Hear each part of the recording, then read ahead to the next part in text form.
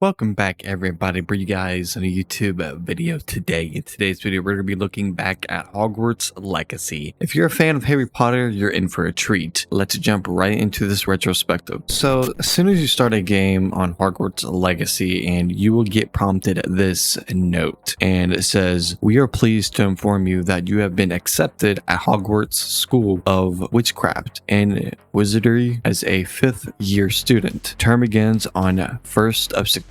Preliminary supplies have been collected for you and will accompany you on your journey to the castle. As you may be aware, the decree for the reasonable restrictions of underage sorcery prohibits the use of magic by those under age of 17 outside the school. However, circumstances has graciously agreed to allow Professor Eleazar Fig to help you hone your spell casting before escorting you from London to the castle for the start of term feast and the sorting ceremony. Yours sincerely, Professor Weasley, Deputy Headmistress." So the customization for your character is a bunch of presets. So you basically pick one, and you can pretty much customize it yourself. You can change the structure of your face and like your jawline and just the normal stuff. You can also put glasses on your character. There is a bunch of variety of different hairstyles you can pick. You can choose between 9 different scars to put on your face. You can also choose different types of eyebrows. You can also change the eye color and the eyebrow color. So you can pick your favorite character, choose your favorite color to match your eyebrows or your eyeballs. You also have the option to change the tone of your voice, and you can also select your difficulty. It's going to be story, easy, normal, or hard. So you pretty much can choose the first name, last name, and the usual, and just whatever. Pick your voice. If you wanted to, you can have a guy voice with a girl voice, or a girl with a guy voice. So it's pretty weird, but if you want to go ahead and do that, or if you want, I mean, you can go for it. I picked story because I want to actually enjoy the game and, you know, sit back and relax and play the game. So the game starts as you sitting next to this wagon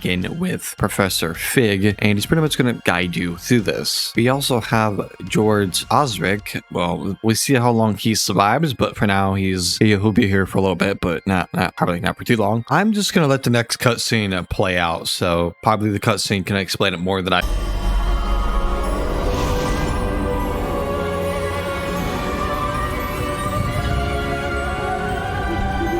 Glad I caught you before you left for Scotland.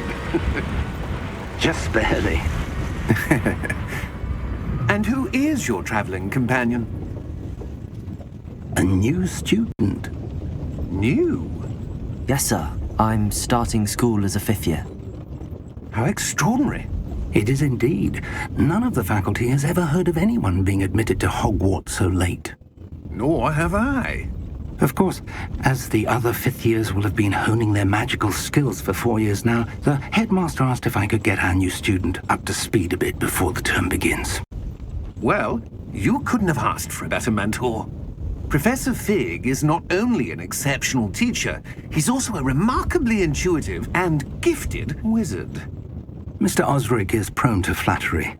I dare say it's one of the reasons he's risen so far at the ministry. Have you seen this? I have. Opinions differ as to how great a threat Ranrock really is. Although I've yet to convince my colleagues at the Ministry, I believe he is a significant threat. And it was your wife, Eleazar, who alerted me to his activities months ago. Miriam? How? She wrote to me about Ranrock before she died, wondering what the Ministry knew about his activities. Before I could respond, I received this. It was the last thing she sent me, Eleazar.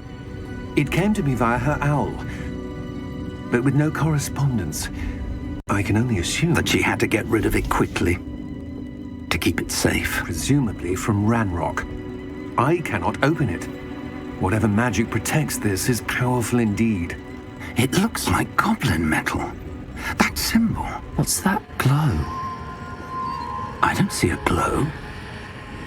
Nor do I.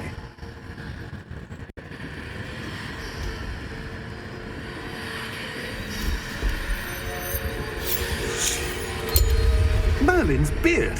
How did you... Wait! We did.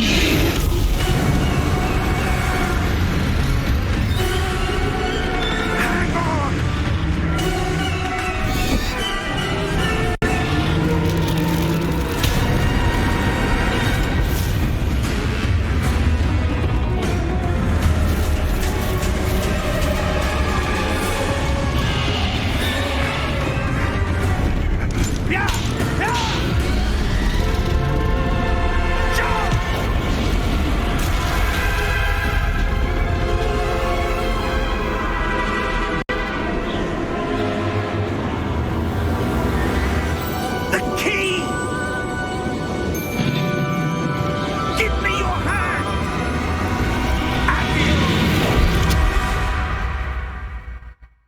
We come across this one part where Professor Fig is doing a reparo against this bridge, and this moment felt really Harry Potter-y. Like, the motion of way they used the reparo and just like it felt like more cinematic when they actually did it. And when they actually pulled this off inside of this game, it was pretty crazy. I couldn't believe it. And they did a very good job on this part, and it looks very good. The coolest thing is seeing this cart going through a cave. Like, it looked like a roller coaster, but like Hogwarts Legacy style. And this thing it wasn't trippy, but I never seen anything like this before. Because look how it moves, and it looks like a roller coaster, but like a cart. So it moves the motion, and it's very cool going through a cave, and it's very just straightforward, and just like it looks very cool. First time experiencing this, as you see here, base cam on there, and it was pretty insane. You know, going through the waterfall, water, your player actually reacts to that, and all the emotions going through this, and it looks very awesome. And seeing the volcano and the structures, and the graphics are pretty good. This is actually set on Xbox Series S, and it looks pretty fantastic. Once we go further in, you get an idea. You start fighting these statue knights, and it goes into a cutscene, and it just looks very badass and very cinematic. At this part, I didn't know what to really expect because I watch Harry Potter, but I didn't think they can really put this inside of a video game. I didn't watch much trailers at all because I wanted this game to be more of a surprise, and I watched a little bit of gameplay beforehand, and this part was very awesome. And it was like the inner kid of me wanted to come out because it felt like when you're playing your first Star Wars game. This is how this felt. I thought Hogwarts Legacy was just gonna be like a few abilities where you just cast and just there is like sets of like 4 abilities you can do, and you can just bind them. You can use different abilities, you can do different kinds of combinations, and Hogwarts Legacy offers a lot of gameplay and a lot of different ways to play, and it does a really good job at that for action and stuff like that. And you come across your first boss inside of Hogwarts Legacy, which is called the Guardians, and there's gonna be multiple of them. So you're gonna be stuck inside of this ring of next to these like little pedestal thingies with flames on them, and it's just gonna be stuck in the center of this room and just be non-stop Guardians pretty much chasing you. And this is where you get to learn how to use your wand and get the real feel of the game. You know, it's kind of like a tutorial for the game, and it teaches you how to destroy these statues and do the basic cast of your ability. What's really cool is you can actually use your wand as like a little flashlight and then sprint toward that specific objective. And this wand with light kind of just like guides you through that objective, and it's pretty cool and pretty magical at some points. And it opens up this beautiful little portal that we get to go through. It comes to a part where you can basically choose your own house that you want to live in. You can go for the one that the game recommends you, or you can choose a different house. Your house will eventually evolve with you as you upgrade it, and basically you can use this to do some upgrades and craft some healing potions. It's really good for the future of your gameplay because it really enhances the feature of the game. Eventually, Professor Weasley will guide you to your house. This is where the house where you'll be staying in the majority of the game. Some parts feel alive than others. It's not just an empty room. As you see here, once you get to explore these areas, it's more than alive than not. You'll see like a ghost, just zooming around the room. You got these little cactus that are a little bit alive. What I love about this game is there's always something that is always happening, or just something always there. The game also introduces you to these challenges, which is like the best way to earn XP experience. quests. Collecting your first pages unlock a new challenge category. New challenges you unlock throughout your adventure will appear here. And basically, each time you upgrade every time you earn this XP experience, you pretty much will unlock new cosmetics for you to wear, like new armor, the way you look, and it looks very unique.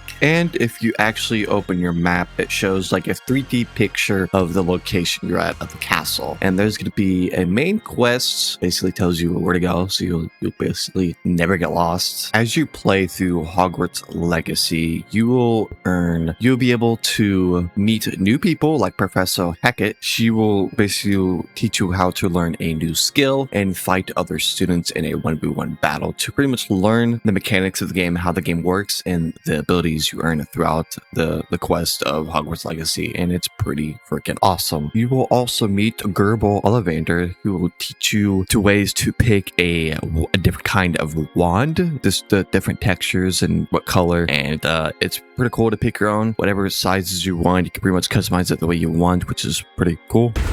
What the heck? First boss fight, let's go!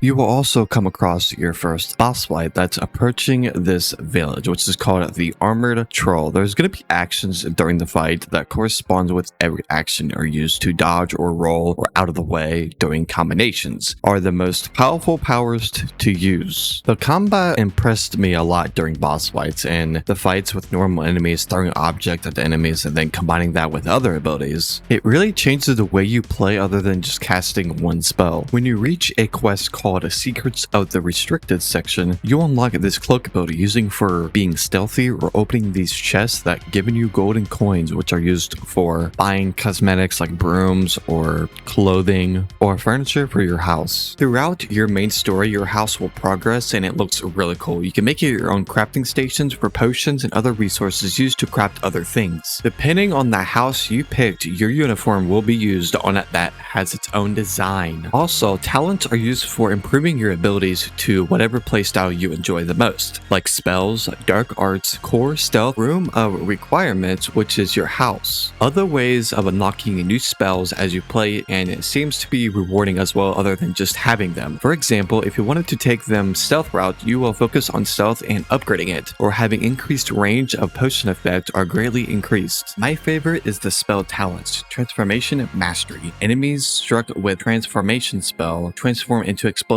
light. When affected to enemies, you can use it. They will turn into explosive barrel. Then you can use that against other enemies. It's almost like two spells in one. The best way to describe these talents inside of Hogwarts Legacy, it's pretty much the better version of the spells you already have. They increase the damage and how it affects other enemies, and it's really cool.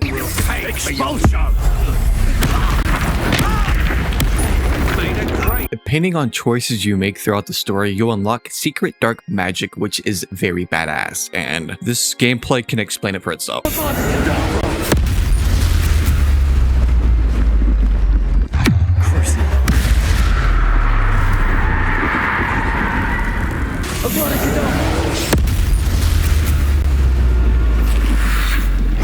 And if dark magic wasn't already OP as it is, you can actually go into your talent, go to dark arts, and actually you can upgrade these abilities to make it even more stronger than it actually is. It's absolutely insane. All right, I'm gonna test these abilities. So here we go. I'm gonna go up here. I'm gonna test one of these. So I'm gonna do this one. I'm gonna do this one. And I'm gonna do this one, the one shot. Look, it ricochets off the other enemy. That's what happens when you upgrade it through the talents.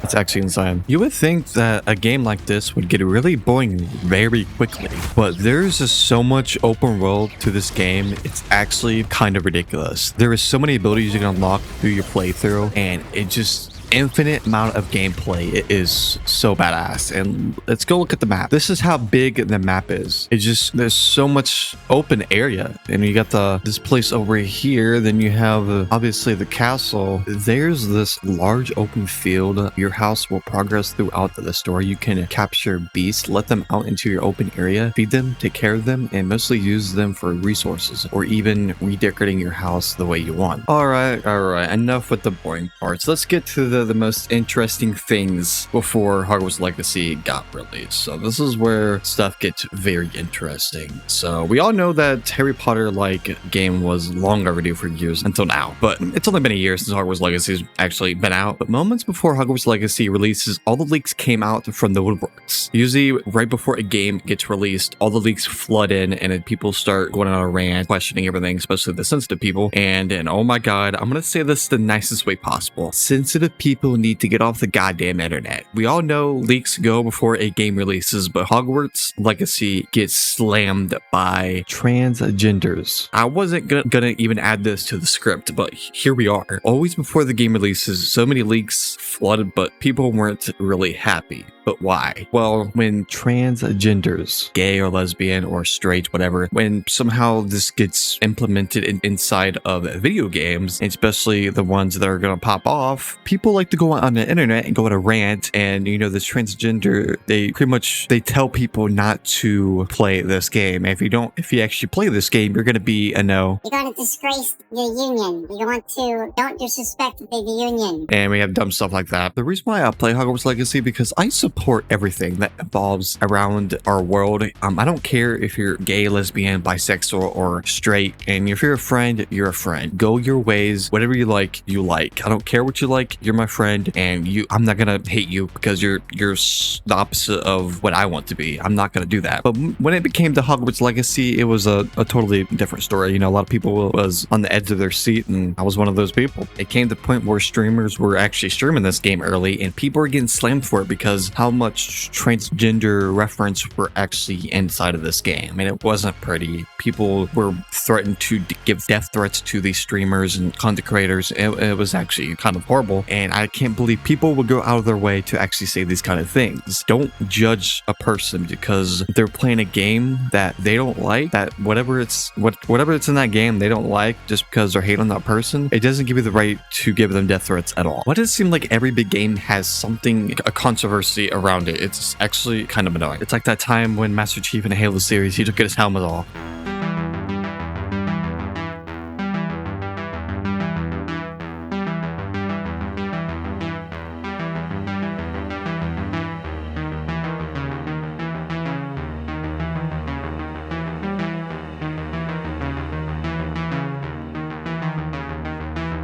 Brianna on Twitter. My position on Hogwarts Legacy is clear. I'm boycotting it. I think you care about trans people. You should too. But it should not be a surprise to anyone. Most gamers don't care about transgeneity enough to sacrifice for them. By all accounts, it will sell very well. The Actman. Good to see boycotting has naturally turned into a targeted harassment with its own database to boot. Think I'll take 2 copies of Hogwarts Legacy now. Man, oh man, that's gone way too far. Hogwarts Legacy isn't a game, it's a character test, and a lot of people are about to fail it. Well, it is just a game. People go so far that if you actually play Hogwarts Legacy, you're actually homophobic or transphobic. It just makes no sense. I know there's gonna be some people out there that's gonna be like, you're late.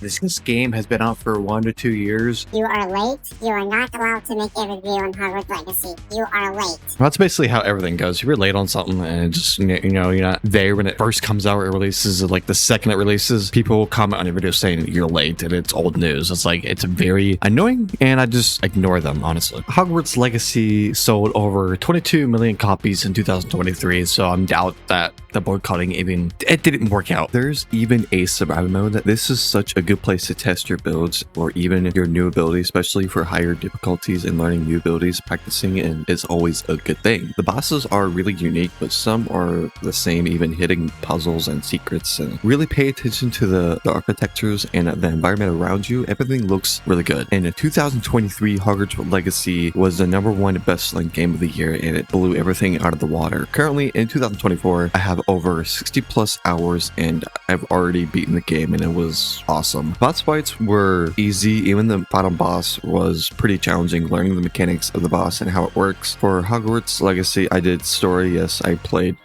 Elden Ring. That's why when fighting, you have these red circles indicators that indicate that the enemy is about to do an attack. You press Y to do a perfect block, satisfying, but you can do a little annoying getting pushed around like a volleyball from the beach. Wear your sunscreen, kids. I couldn't imagine how good an actual Harry Potter game would do just seeing how good Hogwarts Legacy turned out. It just tells how bad people want a Harry Potter game so bad. For me, I enjoyed the game. I told myself Hogwarts Legacy had spiders. I would never play it, but here I am. One time I had a spider fall on my head, and it was while I was playing Spider-Man. How convenient. Fun fact, Hogwarts Legacy best quest in the game is locked behind PlayStation exclusive. Not really a fun fact, but more like a bad fact. Exclusives are dumb and pointless, and it's relevant for PlayStation because they make more money. 23 million copies would have just topped that. Just saying. And what about the future of Hogwarts Legacy? They released saying there's an update coming in the summer, but if there's no DLC announcement for another sequel, hopefully some more content. And closing my final thoughts, I'm about 15 to 30 hours of editing into this video. Maybe, I don't know. At this point, editing like this, I lose track of time literally. I think Hogwarts Legacy is a 10 out of 10 magical Harry Potter like game that I ever played. Yes, it has bugs. Nope, it's not perfect. Yes, it's a good game, and yes, it has problems. Just a way of the road. At least Hogwarts Legacy, I can actually ride my broom, unless in real life you just say sweep me. But anyways, I hope you guys enjoyed this video. Like the video, subscribe to the channel, and it's free. Hit the bell notification to never miss a video or a live stream or any form of content. Hope you guys really enjoy this. I'm going to fly away from my broom back to Hogwarts. Peace out. I literally wrote this last bit of script on my phone in my notes while watching the Actman reviewing Model for 2022. Like, what is wrong with me?